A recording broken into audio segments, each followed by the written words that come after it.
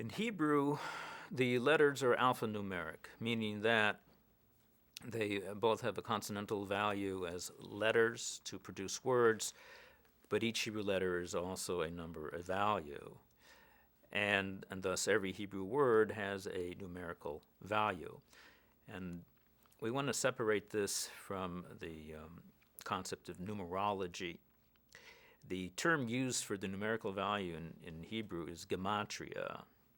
That's rooted in the ancient Greek term from which we have in our modern language geometry. So gematria is actually a form of geometry. In other words, it's drawing an association, equivalency between one concept and another based upon its pattern, that they share a common pattern. Once again, this is what is now being referred to in the last 30 years as fractal patterns. That when two words in Hebrew are pointed out by the sages as having the same numerical value, what they're telling us is that both these concepts or words share a common root. They're both emanating from the same pattern that's fractaling down on different layers or different scales. And so we find this interesting phenomenon that Metatron, not only is the first two letters of the name Memtet equal to 49, but we find in numerous sources an association with the value of 49 with Metatron. And here we see the value of 49 coming up in the relationship of the human body to the substance of DMT that is being produced, begins to be produced only exactly after 49 days of the embryonic development. In addition, we, as I've mentioned, we see the similarity in the name of Peniel and one of the main names of Metatron, Peniel, face of God, the light of God.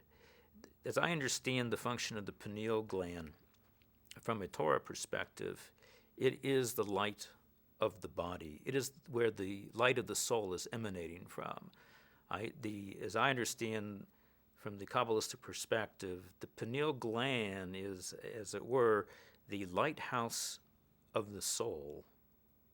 And when we close our eyes and we're in a darkened environment and we're still aware of a light within inside of the head, and under specific conditions that light is increased, particularly to the point where then we say someone is enlightened. From my understanding of the Torah, that light is emanating from that lighthouse. That lighthouse is Peniel, that's the face of God. In other words, we have a concept that man is made in the image of God. Nasa Adam b'Tzelmenu. Let us make the Adam, the man, in our image. And we need to emphasize also that the term Adam, or Adam in Hebrew, is androgynous. It refers to both male and female. And this Adamic being that we are all made in that image of, this is based upon the principle that although this verse and this concept has been explained for millennia as being a metaphor not to be understood literally, because God forbid the divine has human attributes, that's what we refer to as anthropomorphism. However, from the Kabbalistic perspective, and this is the traditional inner Jewish perspective, and we should emphasize what is Kabbalah. Jewish mysticism is simply the inner teachings of the Torah, and they have never been separated from the exoteric teachings of the Torah, not from the Talmud, not from the Halakha Jewish law. As a soul to a body, the Kabbalah is inseparable from the Torah.